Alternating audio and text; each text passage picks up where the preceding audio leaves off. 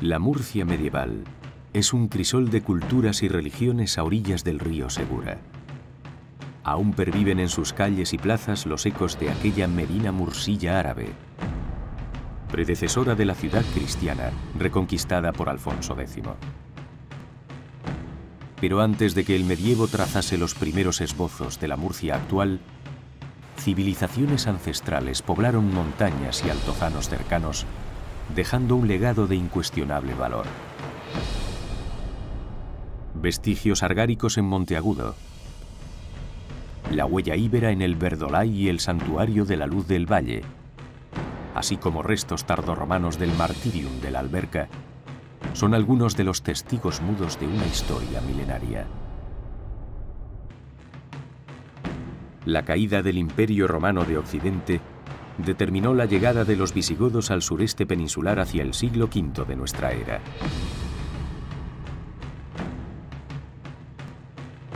Este pueblo creó en el actual territorio de la región de Murcia un reino gobernado por el pragmático Teodomiro.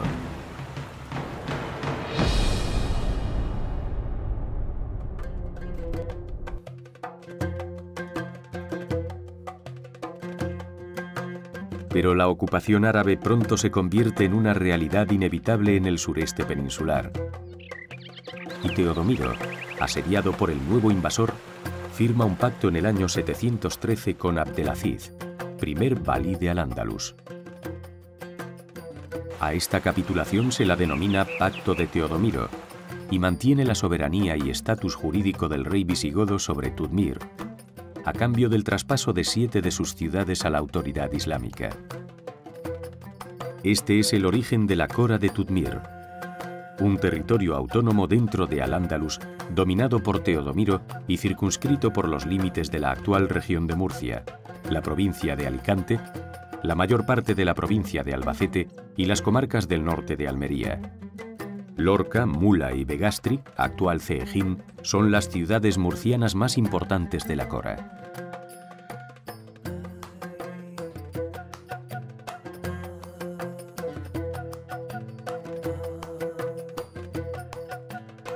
En los albores del siglo IX, Lorca asume la capitalidad de una Tudmir estigmatizada por las continuas reyertas entre los diferentes clanes establecidos en su territorio.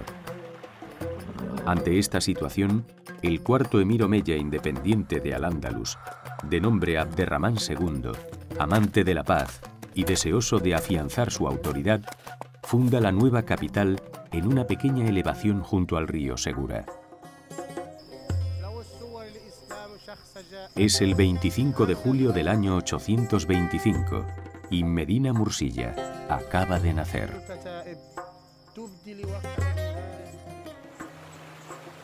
La ciudad fue cercada por una muralla que se atenía al primitivo meandro que le servía de foso, tras el cual unos muros defenderían la medina.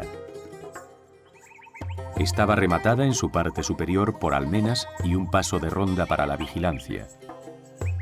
En un plano más adelantado respecto al lienzo se extendía un rebellín, centinela y defensor de los accesos a la ciudad. La longitud del perímetro amurallado oscilaría entre los 2.600 y 2.800 metros y alcanzaba una altura media de 15 metros. Estaba reforzada por 95 torres y se comunicaba con el exterior mediante 6 puertas, que aumentarían a 12 en época cristiana. En su interior había una alcazaba, último bastión defensivo de la Medina, en el que se alojaban no solo el gobernador y jefe militar de la Cora, sino también las tropas a su directo servicio. Durante el Califato de Córdoba, Murcia crece, prospera, asiste a un espléndido florecimiento cultural y se consagra por fin como clara capital política y centro económico de Tudmir.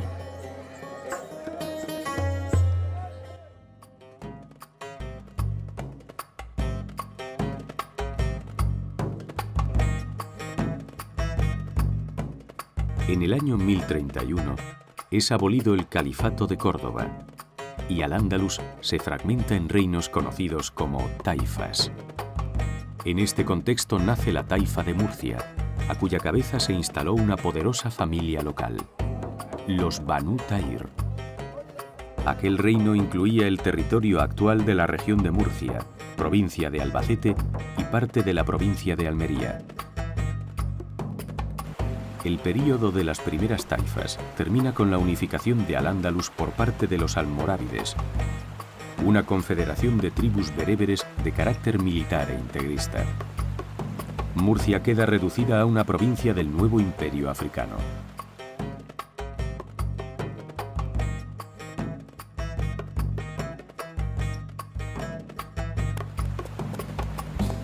Pero el yugo almorávide duraría poco.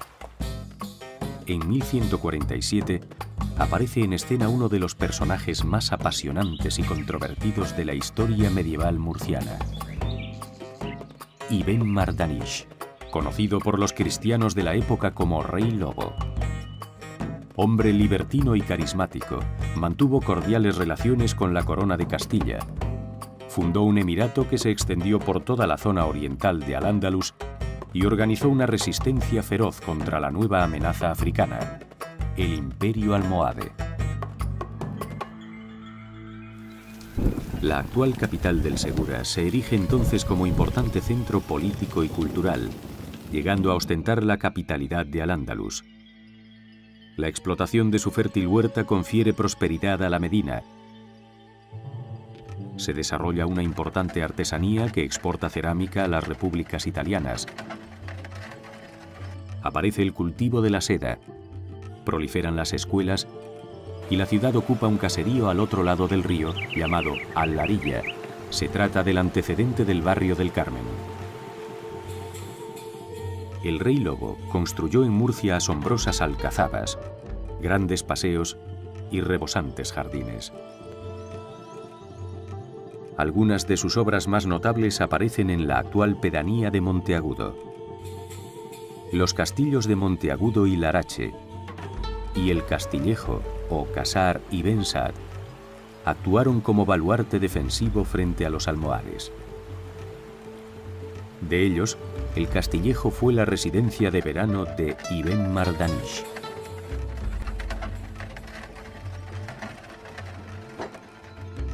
El edificio del Castillejo de Monteagudo es un edificio que se organiza en dos terrazas. Es un recinto de tipo rectangular con un espacio interior que correspondería al patio, el encargado de dar la luz, el encargado de dar el aire a las estancias que se van a organizar en torno a ese patio. En las excavaciones salió a la luz toda una serie de elementos decorativos que hablaban de una residencia o de un espacio residencial de tipo palaciego. En el ocaso de su mandato, este bello palacio fue destruido por los almohades. Ibn Mardanish logró mantener su emirato entre los años 1147 y 1172. Murió en Murcia a los 48 años de edad a causa de un infarto, no sin antes recomendar a sus hijos que alcanzaran un acuerdo favorable con sus eternos enemigos, los almohades.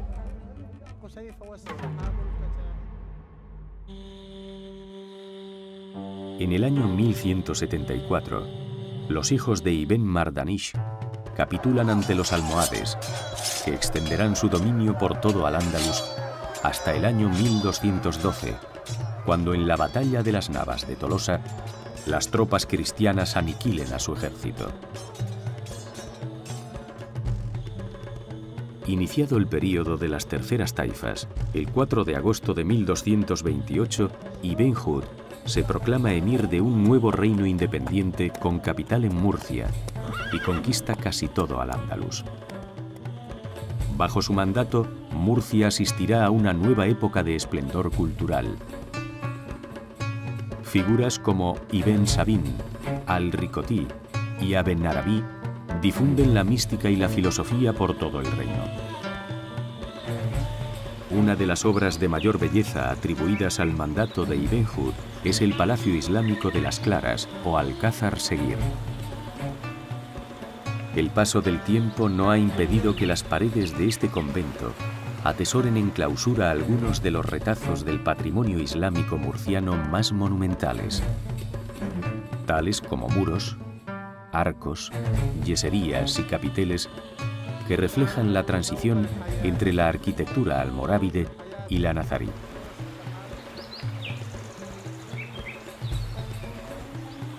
El edificio que va a surgir en el siglo XIII con Ibn Hud, con la familia de los Banu Hud, es un edificio muy amplio, con un patio de grandes dimensiones, organizado con una alberca central que sirve un poco para darle ese pequeño punto del agua que tanto gusta en el mundo islámico, con un jardín organizado en 4 parterres y un edificio en el que en los lados más pequeños de ese patio rectangular se situaban 2 grandes salones.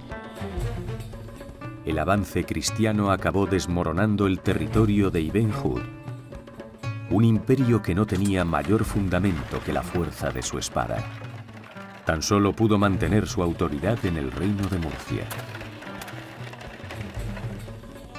Ibn Hud fue asesinado en la Alcazaba de Almería en 1237.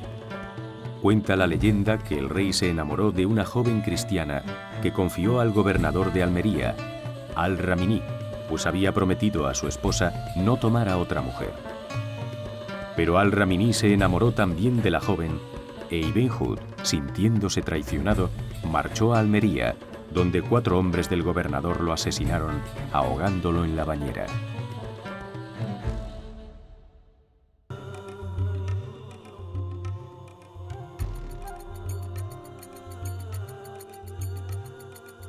En 1243, Ibn Hud, último emir de Murcia, firmaba con el rey castellano Fernando III para la capitulación del reino de Murcia el Tratado de Alcaraz.